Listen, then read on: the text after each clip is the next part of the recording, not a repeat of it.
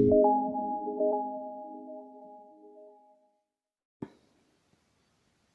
Guys, मेरा नाम है शुभम टेम्बुरकर और हमने स्टार्ट किया था हमारी इन्वायरमेंट की लेक्चर सीरीज, राइट।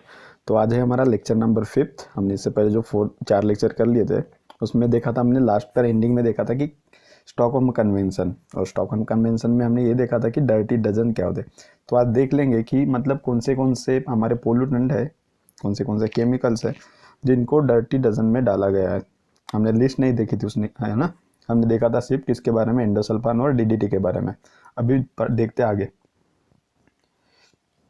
तो जैसे कि मैंने बताया स्टॉकहोम कन्वेंशन, ठीक है, किसके लिए है ये? परसिस्टेंट ऑर्गेनिक पोल्यूटेंट के लिए, ठीक है। और परसिस्टेंट ऑर्गेनिक पोल्यूटेंट मतलब कौन से? ऐसे पोल्यूटेंट जो हमारी बॉडी में एक्यूमुलेट हो जाते हैं।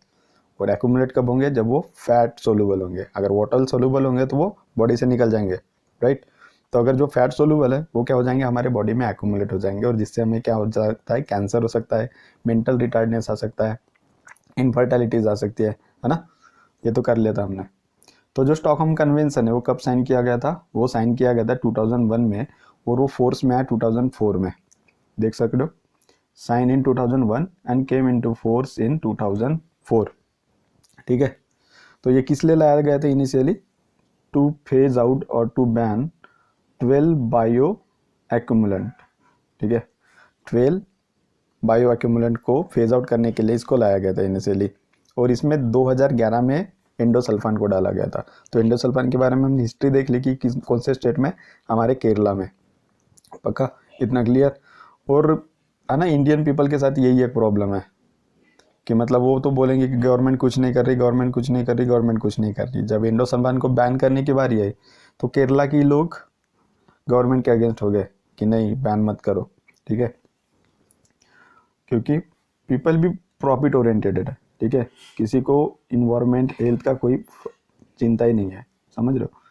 तो जो हमने जो डर्टी डजन मतलब जो 12 हमारे स्टॉकहोम कन्वेंशन में जो डाले गए थे पोल्यूटेंट, उनके नाम देख लो। तो उनमें से कुछ है पेस्टिसाइड्स। पेस्टिसाइड्स मतलब क्या होते हैं? जो पेस्ट को कंट्रोल करने के लिए यूज करे जाते हैं, ठीक है। और इंसेक्टिसाइड्स जो इंसेक्ट्स को कंट्रोल करने के लिए यूज करे जाते हैं। तो हमने डीडीटी के बारे में देखा था, वो क्या था? एक पेस्टिसाइड भी था और एक इंसेक्टिसाइड भी था।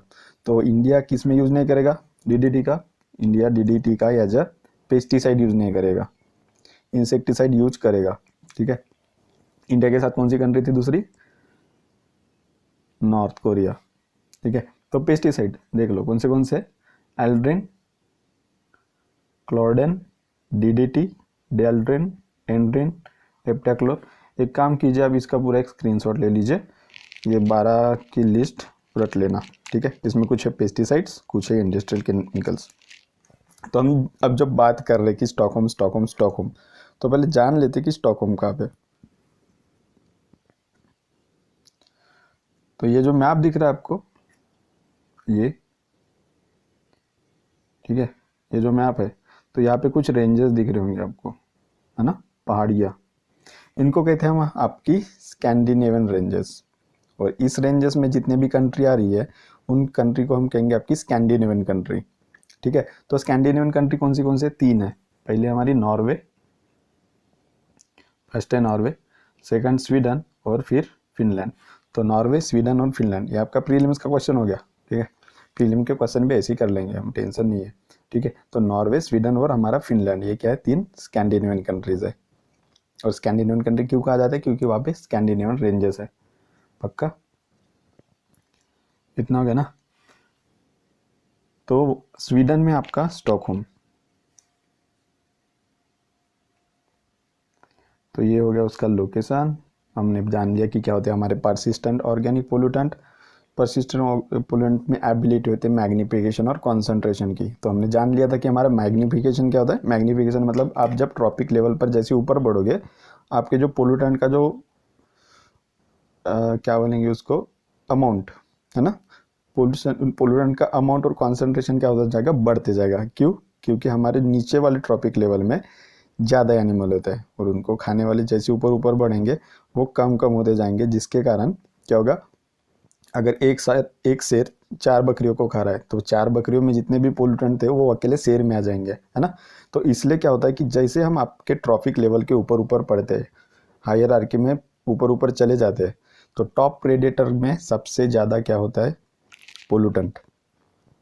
और यही रीज़न है वल्चर आपको भी दिख नहीं रहे होंगे, है ना, क्योंकि वल्चर इसी के कारण मर गए, क्योंकि उनमें सबसे ज़्यादा बायो कॉन्सेंट्रेशन और बायो मैग्नीफिकेशन हो रहा है, समझ रहे हो। जिससे क्या होगा कि जो वल्चर का डाइजेस्टिव सिस्टम है वो क्या हो जाएगा, डिस्ट्रप्चर हो जाएगा, जिससे उसकी मौत हो जाती है। और इसलिए यही रीज़न है कि हमें वल्चर नहीं दिखने देते।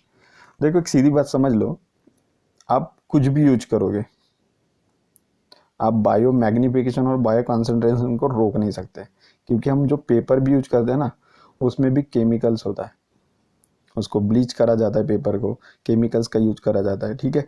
आपके प्लाईवुड पर कोटिंग होती है, आपके टीवी, आपके रिमोट्स, आपकी बाइक, सब हर जगह पे आपको मिलेगा।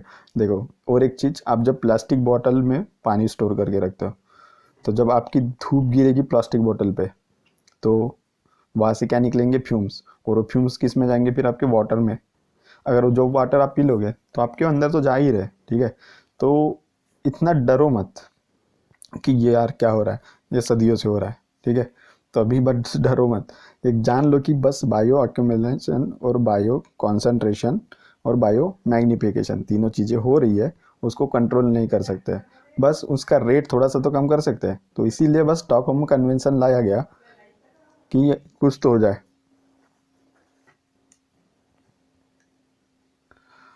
तो नेक्स्ट है हमारा HTBT कॉटन, ये करंट का टॉपिक है, उसको समझ लो। क्या हुआ करंट में कि जो महाराष्ट्र के कुछ फार्मर्स है उनके पास एच टी बी टी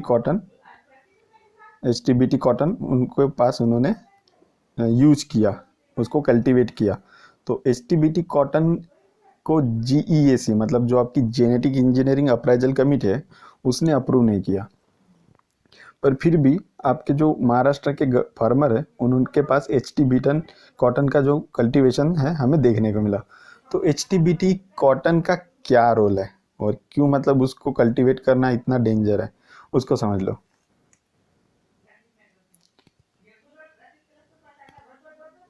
उसको देख लो थोड़ा सा। तो देखो ये क्या हो रहा है, ये एक आपका, ये मान लो ये आपका HTBT कॉटन का पौधा है, ठीक है। ये HTBT कॉटन का पौधा है, इसको क्या आएंगे, इसको फूल आएंगे, ठीक है, फूल आएंगे। यहाँ पे होता है वीड मतलब कचरा। तो अगर कचरा है उसके आसपास तो फार्मर क्या करेंगे, अगर कचरा ज़्यादा होगा तो प्लांट को जो सॉइल से न्यूट्रिशन मिल रहे हैं वो ज़्यादा नहीं मिल पाएंगे। क्यों, क्योंकि ये जो कचरा, ये जो वीड है वो भी कम्पीट करेंगे रिसोर्स के लिए, जिसके कारण इस पेड़ को ज़्यादा न्यूट्रिशन नहीं मिलने पाएंगे, क्योंकि ये डिस्ट्रीब्यूट हो जाएगा ना, इनमें भी और इनमें भी न्यूट्रिशन आपका डिस्ट्रीब्यूट हो जाएगा। तो अगर आपका न्यूट्रिशन डिस्ट्रीब्यूट हो रहा है तो पेड़ को ज़्यादा मिलेगा क्या, नहीं। तो इसलिए हमें ज़रूरी होता है कि हम जितना भी कचरा होता है आपके फील्ड में वो निकाल के फेंक देंगे। तो ये तो मैनुअल वर्क हो गया। अभी इतना इतना मैनुअल वर्क करने के लिए या एक ही फार्मर होगा, ठीक है। अगर मान लो कोई एक ही फैमिली है, 5 एकड़ लैंड है, तो एक फैमिली कितना दिन वर्क करेगा उस पर। इसलिए क्या करते हैं वो हर्बिसाइड या फिर वीडीसाइड ला लेते हैं, बस वीट पर डाल दो और वीट क्या हो जाएगा, सूख जाएगा और मर जाएगा। पर आपको उसके लिए और मैनुअल वर्क क्या बढ़ता है कि आपको ये ध्यान देना होगा कि आपका जो वीडीसाइड है वो कहीं पे आपके कॉटन के प्लांट पर ना गिर जाए। अगर कॉटन के प्लांट पर गिर गया तो क्या होगा, आपका वीट तो मरेगा और वीट के साथ साथ आपका ये कॉटन प्लांट भी मर जाएगा, ठीक है। तो उसके लिए भी ध्यान देना क्या होता है कि सिर्फ वीट पे आपका वीडीसाइड या हर्बिसाइड जाना चाहिए, आपके प्लांट पर नहीं जाना चाहिए। तो ये तो फिर से वो मैनुअल वर्क हो गया, क्योंकि अब मैनुअली आप तो कचरा पहले से निकाल ही रहे थे, अभी क्या कर रहे हैं, बस स्प्रे करते वक्त भी आप मैनुअली स्प्रे कर रहे हैं। तो उससे क्या हो रहा है, फार्मर का टाइम भी बहुत ज़्यादा जा रहा है। तो HTBT कॉटन मतलब हर्बिसाइड को टॉलरेंट करने वाला कॉटन। तो HTBT कॉटन में जो HT है ना, वो HT मतलब है हर्बिसाइड टॉलरेंट। इससे क्या होगा, जब आप हर्बिसाइड डालोगे तो आपके जो वीड है वो मर जाएंगे, ये वीड पूरा मर जाएगा, पर आपके इस पौधे को कुछ नहीं होगा, मतलब ये आपका पौधा बचा रहेगा। अगर ये पौधा बचा है तो फिर तो कोई दिक्कत ही नहीं है। तो अगर दिक्कत नहीं है तो फिर सही है। पर इससे क्या हो रहा है समझ लो, इस पे जो फूल आएंगे, इस फूल पर कौन बैठेंगे, आपके मधुमक्खियाँ, बीज, हनी बीज, है ना।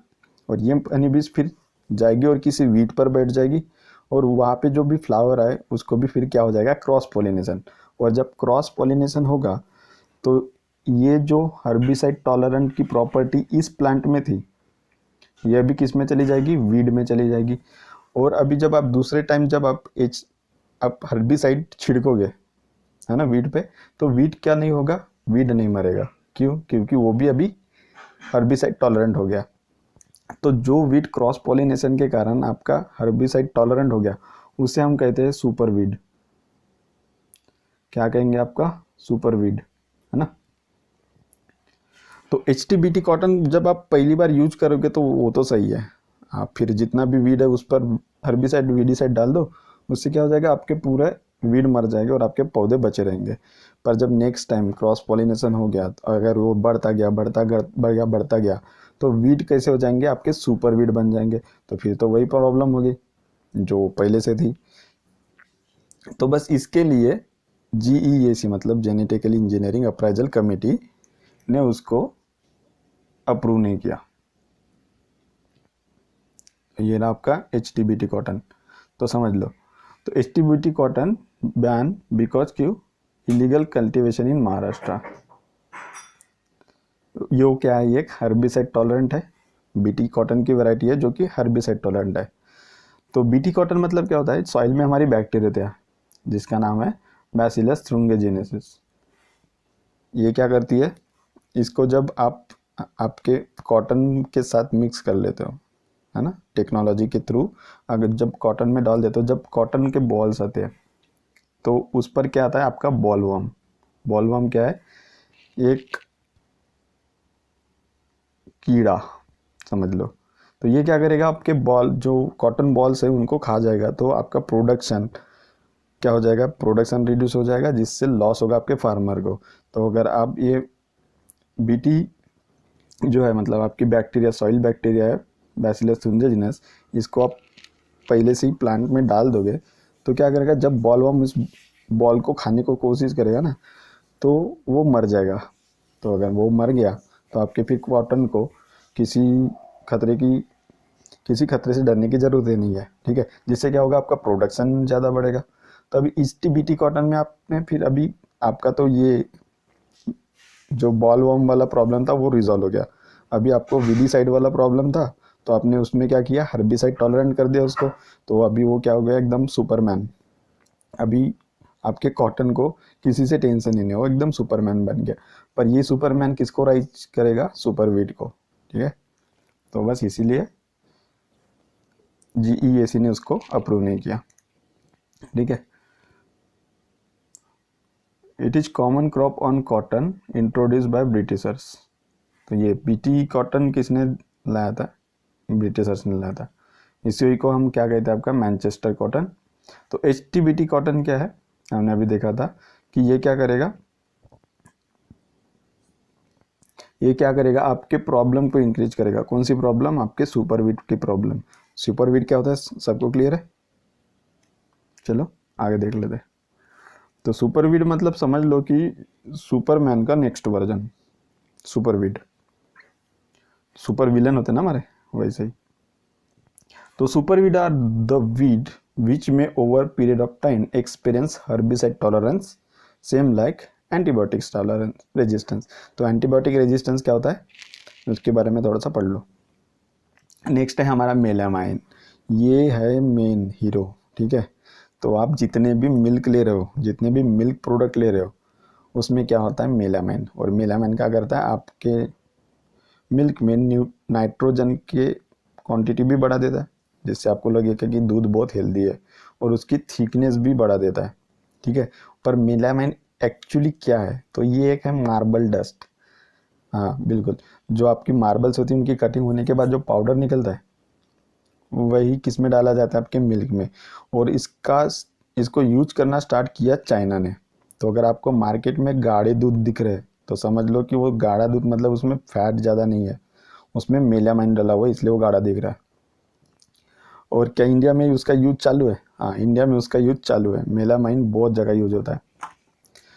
तो नेक्स्ट टाइम से जब आप मिल्क ले रहे हो, तो अगर दूध गाढ़ा है तो समझ लो कि उसमें मेलामाइन मिक्स है, ना कि वो ऊंची क्वालिटी का, ठीक है? क्योंकि कोई अपना प्रॉफिट डाउन नहीं करना चाहेगा और आपको कुछ अच्छी चीज़ें डिलीवर करेगा। हाँ, हम होते थोड़े से गरीब लोग जो आपको लेक्चर प्रोवाइड कराते, ठीक है?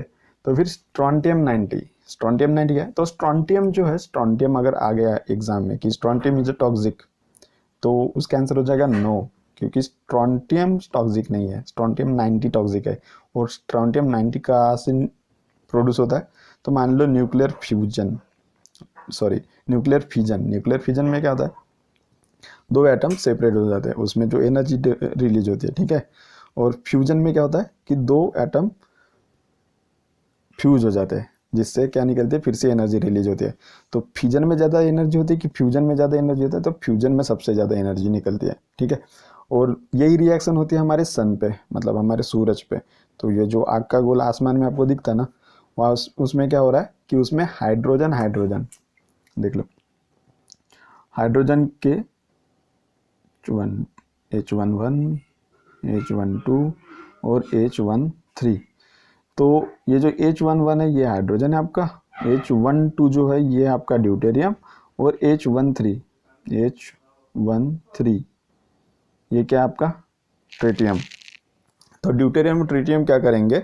न्यूक्लियर फ्यूजन में जाएंगे। न्यूक्लियर फ्यूजन के साथ यहाँ पे एक तीव्र ऊर्जा का निर्माण होगा। ये ऊर्जा बहुत हाई होती है, ठीक है?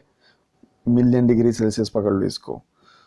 और आपको पता होगा ना, आपके सन के 6 लेयर्स है, उसको याद से कर लेना, ठीक है? तो कोर क्या होता है आपका, फिर रेडियो एक्टिव जोन क्या होता है, फिर आपका फोटिक जोन क्या होता है, ये सब देख लेना आप एक बार, ठीक है? फिर कोरोना वगैरह।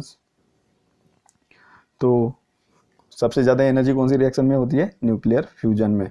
और न्यूक्लियर फ्यूजन मतलब आर्टिफिशियल सन डेवलप किया किसने? आपके चाइना ने, जिसने वर्ल्ड रिकॉर्ड सेट किया, वर्ल्ड रिकॉर्ड सेट कर लिया उसने, ठीक है? और उसका नाम क्या है? East, project east. ये बता दे रहा हूँ, थोड़ा सा इसको देख लो, प्रोजेक्ट ईस्ट, ठीक है? चाइना का प्रोजेक्ट है। इन्होंने क्या किया कि वर्ल्ड रिकॉर्ड सेट कर लिया, आर्टिफिशियल सन बनाया उन्होंने। चाइना कुछ भी कर सकता है, सुपर पावर बनने वाला है अभी वो, तो तैयार हो जाओ बस।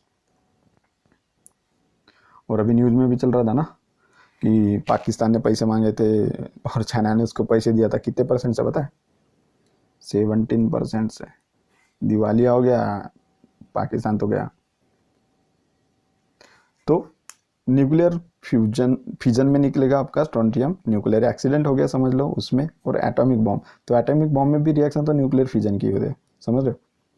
तो strontium is a non toxic, जैसा मैंने आपको बताया। Strontium is not toxic naturally occurring substance use for irradiation human space mission on packed food to kill pathogen. तो जितने भी अगर पैथोजन वगैरह उनको मारने के लिए स्ट्रॉन्टियम का यूज करा जाता है। पर स्ट्रॉन्टियम 90 जो है वो टॉक्सिक है। तो अगर एग्जाम में आ गया तो थोड़ा सा कीवर्ड पे ध्यान देना कि स्ट्रॉन्टियम 90 नहीं है, स्ट्रॉन्टियम 90 जो है वो टॉक्सिक है, स्ट्रॉन्टियम टॉक्सिक नहीं है, और वो नेचुरली ऑकर होता है। तो यहाँ पे हमने देख लिया आपके फंक्शन ऑफ इकोसिस्टम, जिसमें हमने देखा था कि हम उसको 3 इसमें डिवाइड करेंगे। पहला होगा आपका एनर्जी फ्लो, सेकंड आपका, फिर हमने देखा था कि एनर्जी फ्लो को फिर हमने 3 इसमें डिवाइड किया था। पहला होगा आपका फूड चेन, उसके बाद फूड वेब, और फूड वेब के बाद फिर आपके पिरामिड। और उसमें पिरामिड में आएंगे 3 pyramid, pyramid of energy, pyramid of mass और पिरामिड ऑफ नंबर। तो पहले देख लेते कि क्या होता है आपका फूड चेन। तो फूड चेन को पहले समझ लेते हैं एकदम शांति से, आराम से, ठीक है? तो ये लो, तो हमने क्या देखा था? हमने एक प्यारा सा पिरामिड बनाया था। ये है खुफू का पिरामिड, इजिप्ट वाले खुफू। और इस पे हमने कुछ ट्रॉफिक्स लेवल बनाए थे, ये 5 बना लेता हूँ इस बार। और इसमें हमने रखा था आपके ग्रास को, ये था आपका ग्रास, ग्रास को खाने आएगा फिर आपका ग्रास हॉपर, ये हमने बताया था आपको। है ना। ग्रास को खाने आएगा आपका ग्रास हॉपर, ये ग्रास हॉपर।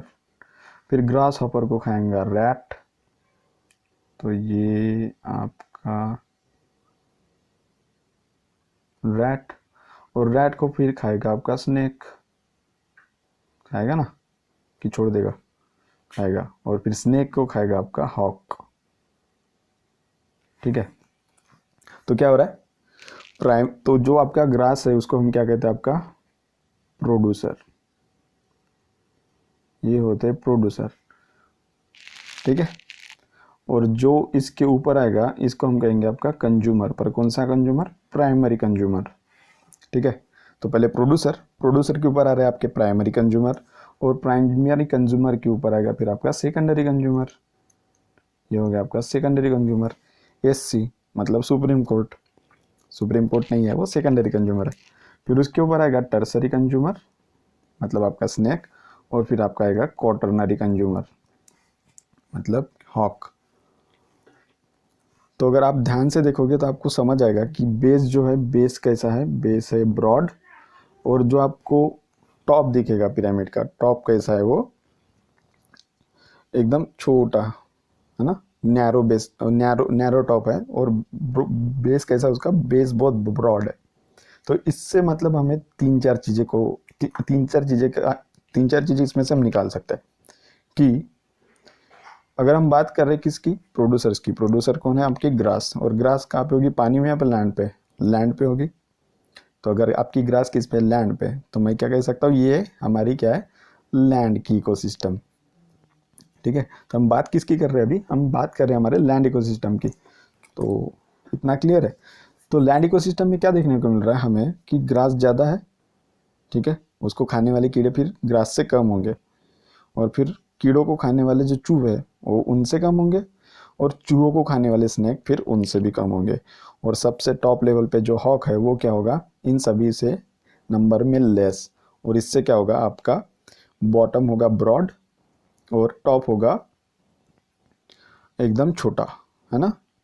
पक्का समझ गए, तो समझो अभी।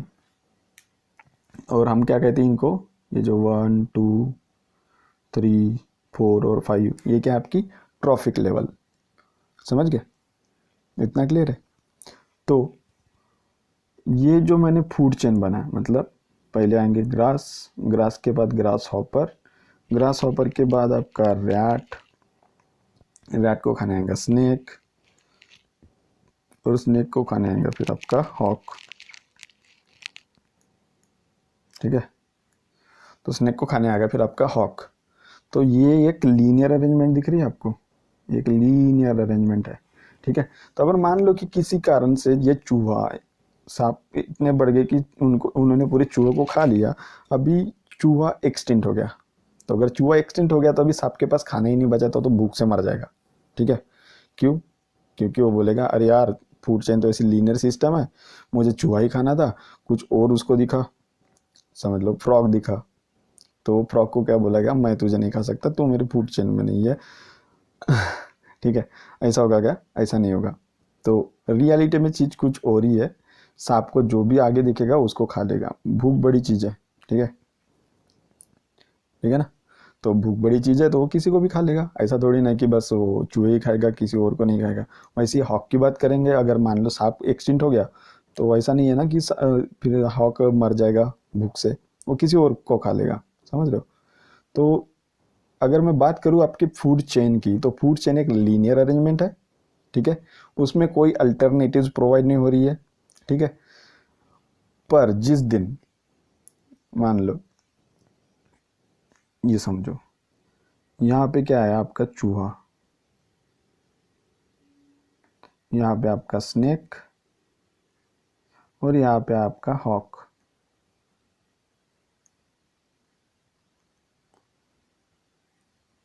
ड्राइंग अच्छी है। तो यहाँ पे आपका हॉपर। तो इस कंडीशन में क्या हो रहा है, आप देख पा रहे हो कि अगर इसको स्नेक नहीं मिला तो ये इसको भी खा सकता है, और स्नेक और ये भी नहीं मिला तो ये इसको भी खा सकता है। तो ये क्या हो रही है, कॉम्प्लेक्स सिस्टम दिख रही है कि मतलब यहाँ पे ज़्यादा अल्टरनेटिव्स है हॉक के पास कि मैं किसको खाऊँ किसको नहीं खाऊँ। तो ऐसी सिस्टम को हम कहेंगे आपका फूड वेब। ठीक है, तो ये होता है आपका फूड वेब। तो अगर मैं आपको कहूँ कि मुझे सबसे ज़्यादा अल्टरनेटिव्स कहाँ मिलेंगे, फूड वेब में या फूड चेन में, तो फूड चेन लीनियर होती है तो उसमें ज़्यादा अल्टरनेटिव्स नहीं मिलेंगे। अगर फूड वेब है तो फूड वेब में सबसे ज़्यादा हमें अल्टरनेटिव्स मिलेंगे। पक्का क्लियर? बस इतना ही था आपका फूड चेन और फूड वेब। तो देखो, फूड चेन को हम दो इसमें डिवाइड करेंगे। हम पहली होगी हमारी लैंड वाली, मतलब हम जिसको कहेंगे आपकी टेरेस्ट्रियल, और सेकंड होगी आपकी एक्वेटिक, मतलब जो पानी में होगी। तो एक्वेटिक फूड चेन और टेरेस्ट्रियल फूड चेन। और टेरेस्ट्रियल फूड चेन में सबसे ज़्यादा ग्रास है ना, इसलिए हम उसको फिर ग्रास इकोसिस्टम भी कहते हैं या फिर ग्रास लैंड इकोसिस्टम। और ग्रेजिंग एनिमल ज़्यादा होते हैं इसलिए हम क्या कहते हैं उसको ग्रेजिंग फूड चेन, क्योंकि वो किससे स्टार्ट हो रही है आपके ग्रास से। ठीक है, तो डिफरेंट नेम है आपके टेरेस्ट्रियल इको, आपके टेरेस्ट्रियल फूड चेन के लिए, बस थोड़ा सा याद में रखो। पर जो डेट्रीओर्स हैं जो क्या करते हैं डेड और डिकम्पोज मैटर को खाते हैं, उनको हम प्रेजेंट नहीं कर पाते हमारे फूड चेन में। ठीक है, तो ये एक पॉइंट हाईलाइट करके लिख लेना कि detritivores are not present in a food chain. तो मैक्सिमम ट्रॉपिक लेवल कितनी होती है, मैक्सिमम ट्रॉपिक लेवल होती है 4 से 5, किसमें आपके टेरेस्ट्रियल फूड चेन में। और मैक्सिमम ट्रॉपिक लेवल्स होती है 6 से 7, किसमें आपके एक्वेटिक फूड चेन में। तो ये क्यों हो रहा है इसको समझो थोड़ा सा। अगर आपको लग रहा है कि मैं थोड़ा स्लो जा रहा हूँ, तो हाँ मैं स्लो जा रहा हूँ क्योंकि मुझे बस थोड़ी सी कंसेप्ट क्लियर करवाने हैं आप लोगों की। अगर आपको ज़्यादा घाई होगी तो आप किसी दूसरी किताब से पढ़ सकते हो, पर पहले कंसेप्ट तो बना लो। तो हमने क्या देखा कि टेरेस्ट्रियल इकोसिस्टम में या फिर टेरेस्ट्रियल फूड चेन में कितने पॉसिबल है आपके 4 से 5। और जब हम बात करते हैं आपकी एक्वाटिक फूड चेन की, उसमें कितने होते हैं हमने देखा 6 to 7, 6 to 7 और इधर है 4 to 5। तो ऐसा क्यों होता है?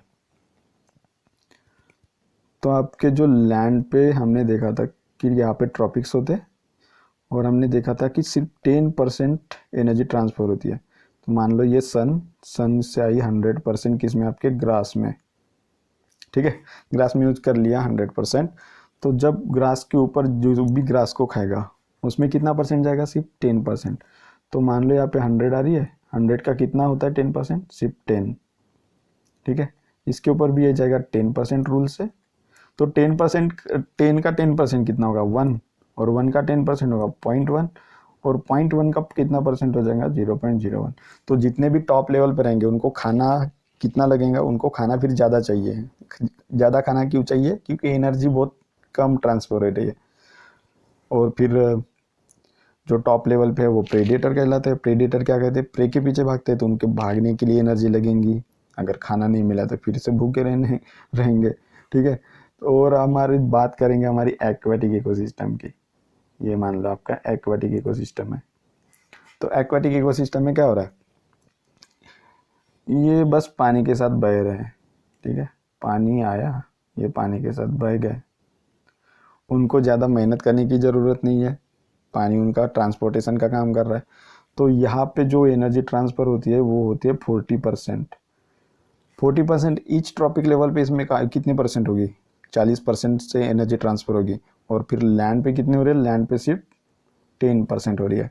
और इधर कितनी हो रही है, इधर हो रही है 40%। The huge difference. ठीक है, जब मैं 100 का 40% निकालूंगा तो ये हो जाएगा यहाँ पे 40, और इस 40 का भी अगर 40% निकालूंगा तो ये हो जाएगा 16। तो अगर हम कंपेयर करेंगे आपकी फर्स्ट सेकंड और थर्ड ट्रॉपिक लेवल की, थर्ड ट्रॉपिक लेवल की बात करेंगे तो यहाँ पे कितना आ रही है, सिर्फ 1, और यहाँ पे आ रही है 16। Huge difference. और जितनी ज़्यादा ट्रांसफ़र होगी ज़्यादा एनर्जी, उतने ज़्यादा हम ट्रॉपिक लेवल याद कर सकते हैं, क्योंकि हमारे पास एनर्जी तो है। ठीक है, तो इसलिए बस यही रीज़न है कि आपके एक्वाटिक में क्या मिलेगा आपको, एक्वाटिक में आपको ज़्यादा ट्रॉपिक मिलेंगे। और आपके लैंड इकोसिस्टम या फिर लैंड फूड चेन में, जिसको हम बोलेंगे आपकी टेरेस्ट्रियल फूड चेन या फिर ग्रेजिक फूड चेन, इसमें आपको सबसे कम मिलेंगे, ठीक है, ट्रॉपिक लेवल। तो अगर मैं बात करूं कि सबसे ज़्यादा एनर्जी ट्रांसफ़र कौन से इसमें हो रही है, ठीक है, आपके पास ये लैंड वाला है, आपके पास वो एक्वाटिक भी है। अभी बात कर लेते हैं कि कौन से, एक मिनट, तो अभी बात कर लेते हैं कि कौन से इसमें सबसे ज़्यादा आपकी एनर्जी ट्रांसफ़र होगी। तो समझो ये क्या है आपका, और एक फूड चेन बना रहा हूँ मैं, जो आपकी डेट्रिटस है, डेट्रिटस फूड चेन। तो ये फैन क्लब नहीं है, ठीक है, ये फूड चेन है।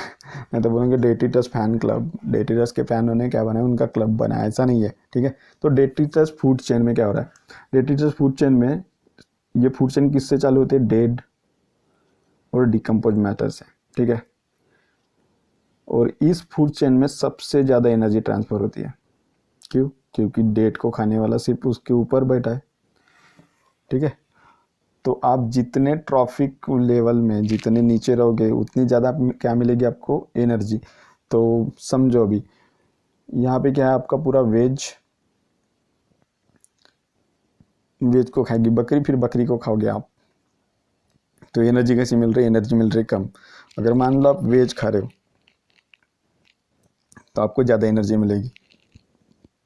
तो अगर वो कोई कहते ना कि ज़्यादा एनर्जी चाहिए तो फिर चिकन खाओ, मटन खाओ, अफवाह है। उनको बताना कि ये देखो ये होता है हमारा पिरामिड, है ना, ये हमारी फूड चेन, और इसमें ऐसी ऐसी एनर्जी ट्रांसफर हो रही, समझे हो। खाने वाले तो कुछ भी बोलेंगे, ये देखो।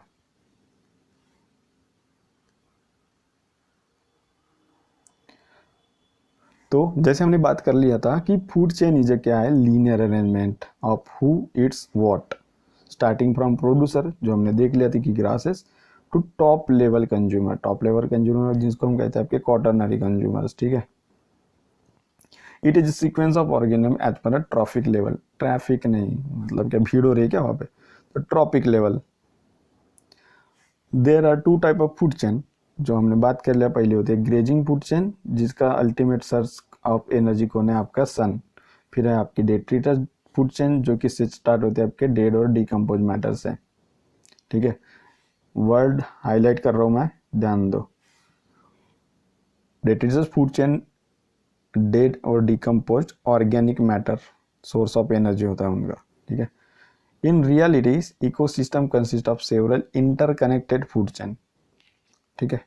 मतलब जैसे हमने बात की थी एक फूड चेन में एक ही लीनियर अरेंजमेंट है, वैसे होगा क्या, नहीं। तो in reality ecosystem consist of several interconnected food chain, मतलब बहुत सारी फूड चेन एक दूसरे से इंटरकनेक्टेड है। And this complex interconnected is known as food web, जो हमने पहली बात कर लिया था, बस इसमें मैंने आपको थ्योरी दिया हुआ है, तो इसका स्क्रीनशॉट लेके बस अपने नोट्स में लिख लेना। तो food web gives us alternative if any intermediate link of food chain is destroyed. जैसे हमने बात कर लेते कि चूहा चला गया तो फिर आपका स्नेक क्या खाएगा, या फिर स्नेक चला गया तो हॉक क्या खाएगा। तो अगर एक आध इंटरमीडिएट लिंक चली भी गई तो भी आपका जो फूड वेब है आपको क्या प्रोवाइड करेगा, अल्टरनेटिव्स। इतना सिंपल है। तो हमने देख लिया आपकी फूड चेन, फूड चेन के बाद हमने देख लिया आपका फूड वेब, अभी देख लेते इकोलॉजिकल पिरामिड, और आज हम वाइंड अप कर देंगे, फिर कल बाकी का देखेंगे। तो इकोलॉजिकल पिरामिड क्या होता है, तो इकोलॉजिकल पिरामिड में जैसे मैंने कहा था आपको, हम किस में डिवाइड करेंगे, पार्ट में, 3 पार्ट में। पहला है हमारा pyramid of numbers, ecological pyramid of numbers, फिर है पिरामिड ऑफ बायोमास, और पिरामिड ऑफ एनर्जी। तो मैंने आपको तो 10% रूल बता दिया, 40% भी रूल बनाया, और ये मैंने ये भी बताया कि कौन से इसमें सबसे ज़्यादा एनर्जी ट्रांसफ़र होती है। तो पिरामिड ऑफ एनर्जी आपका हो गया। तो पिरामिड ऑफ नंबर्स में हमें क्या देखना है, समझो। जैसे कि मैंने आपको बताया जो आपके ग्रासेस होंगे, समझ ये, अगर मैं बात करूँ लैंड के ऊपर, लैंड मतलब टेरेस्ट्रियल फूड चेन, तो इसको मैं बस लैंड लिख लेता हूँ, ठीक है। तो अगर मैं लैंड की बातें करूंगा तो ग्रास क्या होंगी, ग्रास सबसे ज़्यादा होंगी, ठीक है। उसके ऊपर ग्रास हॉपर थोड़े से कम, फिर उसके ऊपर कम कम कम, और टाइगर पॉपुलेशन फिर और कम होगी सबसे। तो ये तो बात होगी। तो ऐसा जो पिरामिड बनेगा उसको हम बोलेंगे आपका अपराइट पिरामिड, अपराइट पिरामिड, ठीक है। और दूसरा पिरामिड बनेगा ऐसा, इसको हम कहेंगे आपका इन्वर्टेड, इन्वर्टेड। तो हमने लैंड पे बात कर लिया, तो लैंड में हमें क्या मिल रहा है, अपराइट पिरामिड। पर अगर मान लो एक पेड़ है, बहुत बड़ा पेड़ है, इसमें क्या होंगे, बहुत सारे पत्ते होंगे, और एक पत्ते पे मान लो 2 कीड़े हैं, तो इस पे कीड़े कितने हो गए, बहुत ज़्यादा हो गए। इसको खाने के लिए आ गई मान लो 10-12 पंछी आ गए, तो कीड़ों का नंबर सबसे ज़्यादा है इसमें। ये कीड़े कीड़े कीड़े कीड़े, बहुत सारे कीड़े हैं, ठीक है। और इसको खाने के लिए फिर 4-5 बर्ड आ गई, ठीक है। तो इस चक्कर में क्या हो रहा है, आपका जो इकोसिस्टम है या फिर आपकी फूड चेन है या फिर आपका जो पिरामिड है वो कैसे बनेगा। तो प्रोड्यूसर कितना है, प्रोड्यूसर सिर्फ एक है नंबर में देखा जाए तो, ठीक है। तो मैंने एक लिख लिया। अभी कीड़े कितने हैं, कीड़े बहुत सारे हैं, मान लो 200 होंगे, तो यहाँ पे आ गया आपके 200। और इनको खाने के लिए बर्ड आई 4-5, तो ये हो गई 4-5। तो इसका पिरामिड कैसे बनेगा, तो एक है, तो अगर मैं एक इससे रिप्रेजेंट करूंगा तो 200 किससे रिप्रेजेंट करना पड़ेगा मुझे, इतने बड़े रेक्टेंगल से। और फिर 5 रिप्रेजेंट करना होगा तो 5 ऐसे रिप्रेजेंट करूंगा, ठीक है। तो ये पिरामिड कैसा बन रहा है, इसका बेस है छोटा और ये टॉप की तरफ भी छोटा छोटा होता जाएगा, ठीक है। और जिसका प्राइमरी कंज्यूमर है वो क्या है, ज़्यादा बड़ा है। तो ये शेप कैसे बन रहा है, शेप बन रहा है मेरा ऐसा। तो इसको कहते हैं हम आपका spindle shape, spindle shape pyramid, है ना।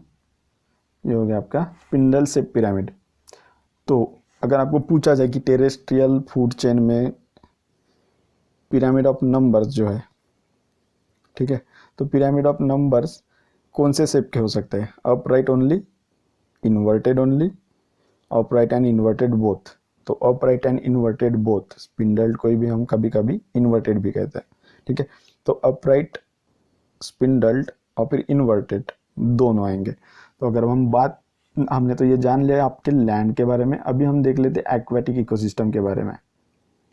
तो एक्वेटिक इकोसिस्टम में क्या होगा, सबसे छोटे छोटे छोटे छोटे छोटे छोटे छोटे छोटे अलगी होती है, फाइटोप्लैंक्टन्स होते हैं बहुत सारे नंबर में, और ये रोज बनते हैं, ऐसा नहीं है कि ये एक दिन बन गए दूसरे दिन खत्म हो गए, नहीं होता है ऐसा, ठीक है।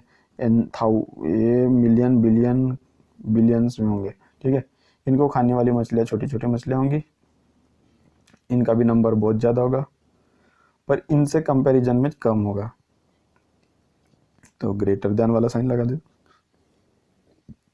छोटी मछलियों को खाने वाले जो बड़ी मछलियाँ आएंगी उनकी संख्या कैसी होंगी, उनका नंबर्स होगा थोड़ा सा और कम, कंपैरिजन किससे, इनसे। फिर इनको खाने आएंगे शार्क वगैरह, तो शार्क का नंबर कितना होता है, बहुत होती है क्या, नहीं। शार्क मतलब यहाँ की बुलेट ट्रेन, उनके गांव की बुलेट ट्रेन मतलब आपकी शार्क। और यहाँ पे कुछ ये होता है हम्प, ऊँट है शायद उनके गांव का, समंदर का ऊँट ऐसा समझ लो कुछ शार्क को। तो क्या हो रहा है, तो शार्क के नंबर में होगी कम, ठीक है। तो अगर आप इसका पिरामिड बनाओगे तो प्रोड्यूसर कितने ज़्यादा है, तो प्रोड्यूसर ज़्यादा, तो मैं प्रोड्यूसर ज़्यादा नंबर में रिप्रेजेंट कर रहा हूँ। इसके उम्र है जो आपके प्राइमरी कंज्यूमर है वो थोड़े से कम है, फिर सेकेंडरी भी कम है और टर्सरी तो और कम है। तो ये पिरामिड बन रहा है आपका अपराइट पिरामिड। तो अगर बात करूँ मैं pyramid of number in aquatic ecosystem, तो pyramid of number will always upright, always upright. A line लिख लो, रट लो, नेरल एक पेंट ले लो, दीवार पे पोत दो और वहाँ पे लिखो कि जो आपकी एक्वेटिक इकोसिस्टम में पिरामिड ऑफ नंबर होता है ऑलवेज अपराइट, ऑलवेज अपराइट डाल दो। पर लैंड पे हमने देखा कि 2 पॉसिबिलिटीज है आपकी, एक तो अपराइट हो सकता है या फिर वो इन्वर्टेड या फिर स्पिंडल शेप जो भी है वो हो सकता है, ठीक है। तो ये हमने तो जान लिया आपकी पिरामिड के बारे में। तो ये देखो, pyramid of number of organism of different species at an individual trophic level, जो कि हमने देख लिया था, ठीक है। Number of species are organize as per the trophic level to give rise to the pyramid of number, जो हमने ये किया, ठीक है। तो ये क्या है, आपकी स्पीसीज के नंबर है सभी ट्रॉपिक लेवल पे, इनको हमने अरेंज किया, ठीक है, जिससे हमें क्या एक मिला, एक पिरामिड का शेप, ठीक है। Pyramid of number is always upright in the aquatic ecosystem. इस लाइन को आपको क्या करना है, नेरो लैक पेंट लेके इसको दीवार पे लिख देना है। And it is generally upright in a terrestrial ecosystem. Generally word को पकड़ो, तो जनरली ऐसा होता है। In aquatic ecosystem the producer are microscopically small phytoplankton, जो मैंने पहले ही बता दिया, and therefore are huge in number as compare to subsequent trophic level. मतलब हम उनके सब्सिक्वेंट ट्रॉपिक लेवल मतलब जस्ट उनकी ऊपर वाली जो ट्रॉपिक लेवल, उनको कंपेरिजन करें तो हमें क्या देखने को मिल रहा है, हमें देखने को मिल रहा है कि इनका नंबर सबसे ज़्यादा है। Terrestrial ecosystem also known as grassland ecosystem, क्योंकि ग्रासेस का नंबर कैसा है लैंड पे सबसे ज़्यादा, ठीक है। काउंट करोगे क्या, नहीं कर पाओगे। तो pyramid of number is upright, यहाँ पे अपराइट आएगा, इन ए ग्रासलैंड इकोसिस्टम बट इन्वर्टेड और spindle shaped in tree ecosystem. जब हम एक ट्री का कंपैरिजन करेंगे तो प्रोड्यूसर तो एक ही है, उसके ऊपर फिर बहुत सारे कीड़े, मतलब प्राइमरी कंज्यूमर, ठीक है। तो इसलिए हमारा स्पिंडल शेप बनेगा। तो पिरामिड ऑफ नंबर हमने देख लिया, टेरेस्ट्रियल, लैंड, हाँ मतलब टेरेस्ट्रियल पे देख लिया, एक ट्री के लिए देख लिया, और हमने एक देख लिया किसका, एक्वेटिक। तो फिर आप में से कोई बोलेगा अगर आपने लैंड पे एक ट्री का ले लिया तो फिर ओशियन में भी ऐसा कुछ नहीं क्यों ले रहे, नहीं लेंगे, ठीक है, क्योंकि सिलेबस में नहीं दिया है, पक्का। चलो ठीक है। So this was our lecture number 5। Hope to see you soon in lecture number 6। और अनअकैडमी से अभी तक के कुछ अपडेट्स आई नहीं है। रोमन सैनी का मैसेज आया था कि आपके 1 महीने हो गए बोले अनअकैडमी पर, हाउ आर यू फीलिंग। तो मैं क्या बताऊँ क्या फील कर रहा हूँ मैं, अनअकैडमी को 1 महीने हो गया ज्वाइन करके, तो क्योंकि मेरा तो एक लेक्चर भी स्टार्ट नहीं हुआ ना वहाँ पे, कुछ भी है, मतलब अनअकैडमी वालों को मुझे समझ नहीं आ रहा है।